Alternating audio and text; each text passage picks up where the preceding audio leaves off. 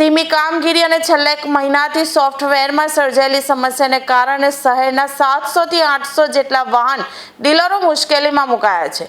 Software બંધ રહેતા વાહન ટ્રાન્સફર, લોન ટ્રાન્સફર તેમજ લોન બંધ કરવાની પ્રક્રિયામાં ભારે વિલંબ થઈ રહ્યો છે।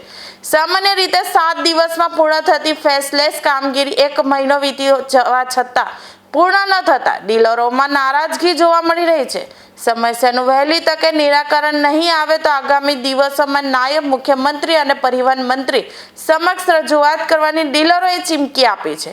ડીલરો દ્વારા સોફ્ટવેરની સમસ્યા દૂર કરી કામગીરી ઝડપી કરવાની માંગ કરવામાં આવી છે। મારું નામ જતીન કુમુદચંદ્ર જરીવાલા અને હું સ્થાનિક છું અહીંયાનો અને સુરત આરટીઓ પર ભેગા એટલા માટે થયા છે કે ડીલરોને જે પ્રોબ્લેમ ચાલી રહેલી છે કે છેલ્લા 1 મહિનાથી સોફ્ટવેર એ લોકોનું બંધ છે અને સોફ્ટવેરમાં શું અપડેટ કરે છે તેનો કોઈ ખુલાસો થતો નથી।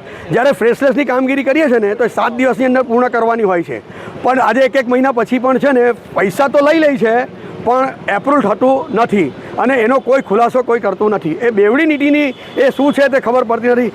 સીધી ગણતરી કરીએ ને તે બધા ડોક્યુમેન્ટ્સ ઓકે હોવા છતાં અપલોડ થઈ જાય છે, એક્સેપ્ટ થઈ જાય છે।